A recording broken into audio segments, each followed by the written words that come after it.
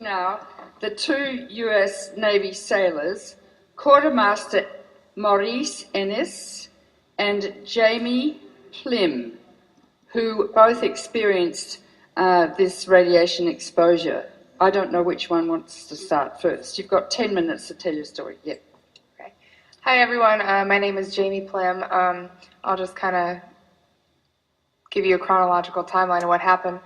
We were already on deployment in 2011. We were about to pull into a routine port call in South Korea. We go to our navigation brief the night before we were going to pull in, and we found out that the tsunami and earthquake happened. Immediately, we knew that we were going to reroute the ship to Japan to provide aid and give them food, water. So we did that immediately. We probably got to the coast of Japan probably the day after it happened. We never heard anything about a nuclear power plant. We never knew anything about the possibility, let alone any kind of leak. So we were there outside.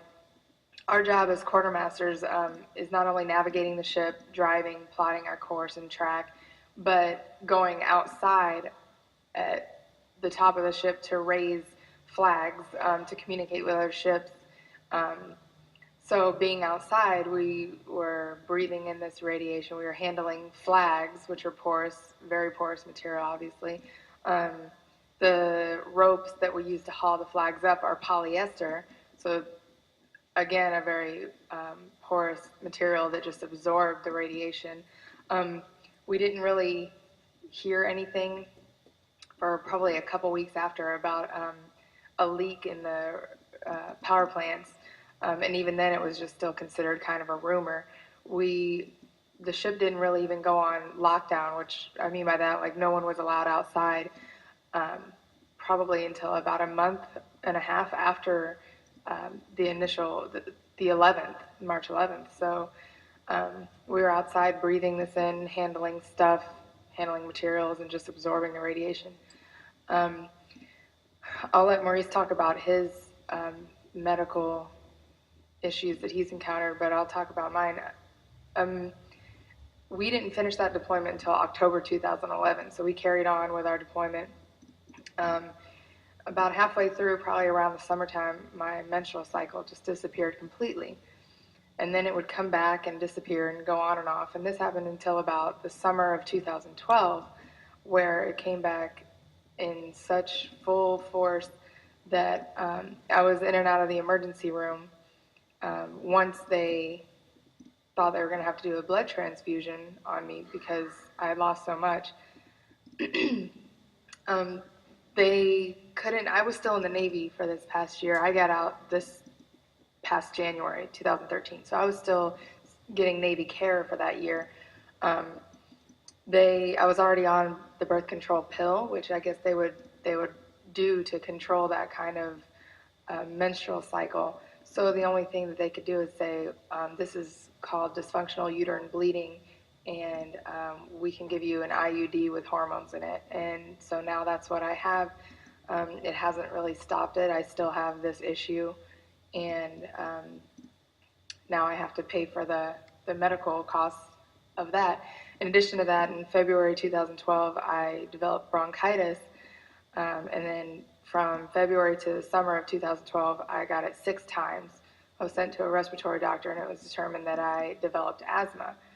So a lot of people don't understand that once you get out of the Navy, you don't get any health care at all. If you retire and you stay in 20 years, you get health care. But we only did 1 enlistment. I did 5 years, he did 4, so we don't get that unless it's a disability, a service-related disability, which dysfunctional uterine bleeding does not really count as a disability as of yet. So we're still fighting that case, and this is also what we're involved in a lawsuit against TEPCO for medical expenses that we're going to have to pay out of pocket for. I'll speed it up because I know I don't have much time. I'll start with the beginning of my story where I received the radiation. A part of our job is we have to communicate with other ships using flags and semaphore and Morse code when we're doing special operations. And we store all our flags outside in a weather bag. We also fly our American flag, our ensign, at the highest point so people know we're the U.S. Navy. I was told by one of the higher-ups to go out and retrieve the American flag so we can give it to the Japanese as a friendship type of deal, like a gift. I pulled the flag down. It was flapping in the wind and wrapped around me. It got all over me. I folded it up, took it down there. I gave it to them, and I'm not sure what they did with it, but I got off watch an hour later. I went to go get something to eat with one of my good friends. We stopped. I used the restroom, and we're just joking around because at the time there's still rumors going around about radiation being on the ship. And we're joking around about like growing extra fingers and toes and stuff like that. And we were like, let's stop and get checked for radiation, because they started setting up these little checkpoints all along the ship. And they're saying it's just a precaution. You don't have nothing to worry about. If you get some free time, just go get checked out. And we're joking and laughing, walking over there. And he gets checked first, and nothing happens. He gets his hands checked, and nothing happens. And he's like smirking, like, I told you, this is a waste of time. And I get my boots checked, my pants, and then my hands. And as soon as they get to my hands, the machine just goes crazy. And instantly, like, we went from like smiling to just being nervous and scared. And they instantly told everybody to back away from me. They made a perimeter around me,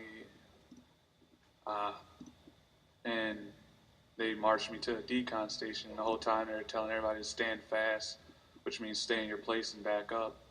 And everybody's just looking and freaking out. And I had to hold my hands up, and I had bags on them.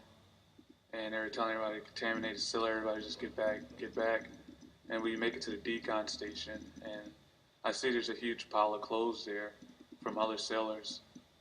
And I go in, and they had to remove 3 layers of skin off my hands and my arms. And it wasn't like back to back. It was, they would scrub off 1 layer, and then I would have to wash off this orange grit stuff that you use to get off paint and oil. And then they would do it over again and then check. And we'd start the process all over. So in my head, I was just kind of praying that the machine would stop beeping so I could get it over with. Like, and nobody told me at the time, like, what was going on. Everybody just kind of told me just to stand there and be quiet and not to touch anybody or anything. It was almost like I had to play. And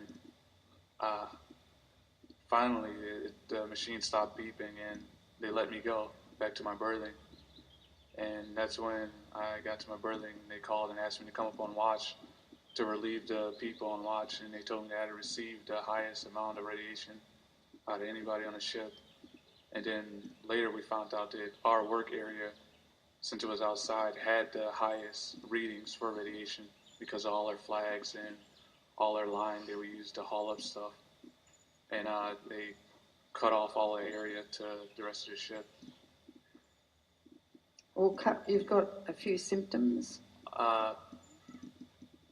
Like 2 months after, a lump appeared on my jaw, and I went and got that looked at by the Navy medical, and they told me that there was nothing they could do about it while we're out to sea. That we'd have to wait for us to pull in. And another lump appeared between my eyes. I have another lump on my right thigh. As soon as I got out of the military, I went back to college, and I started playing college sports again. And I actually ran within like 3 seconds of an Olympic time for my track and field team. And slowly after that, my body just started to fall apart. It's harder for me to breathe now. It feels a lot like my lungs are too big for my body whenever I do something like strenuous. I lost a lot of weight from the time I was in the Navy until now. I got stomach ulcers. And your hair? In the last month and a half, it doesn't look like it, but my hair's started to fall out.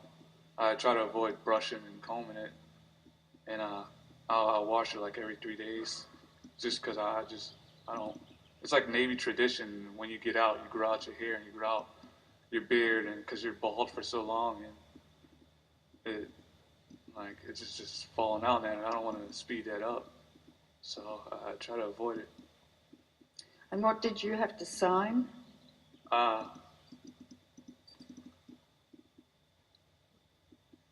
Like a little bit after we found out the ship was radiated and we had finished up helping out, we left the area, and before we pulled into our first port since the disaster, we all had to sign this paperwork saying that the military is not to be held liable for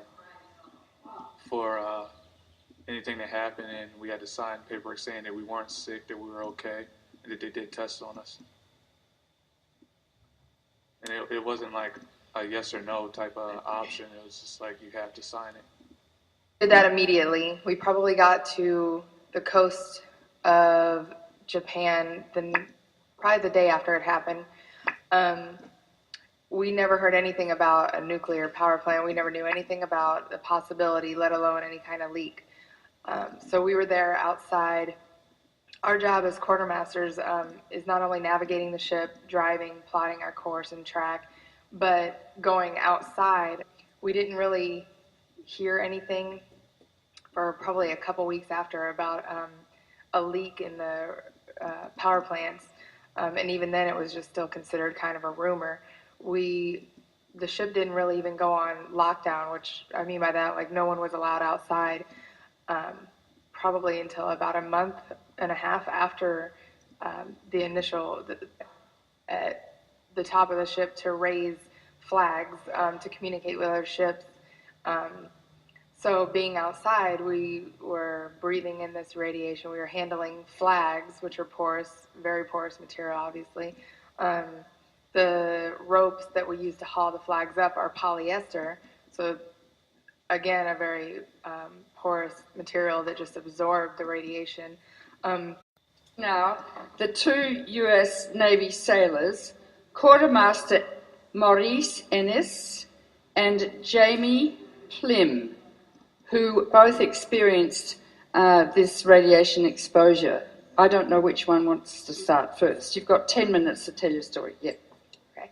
Hi, everyone. My name is Jamie Plime. I'll just kind of give you a chronological timeline of what happened. We were already on deployment in 2011. We're about to pull into a routine port call in South Korea. We go to our navigation brief the night before we were going to pull in, and we found out that this tsunami and earthquake happened. Immediately, we knew that we were going to reroute the ship to Japan to provide aid and, give them food, water. So we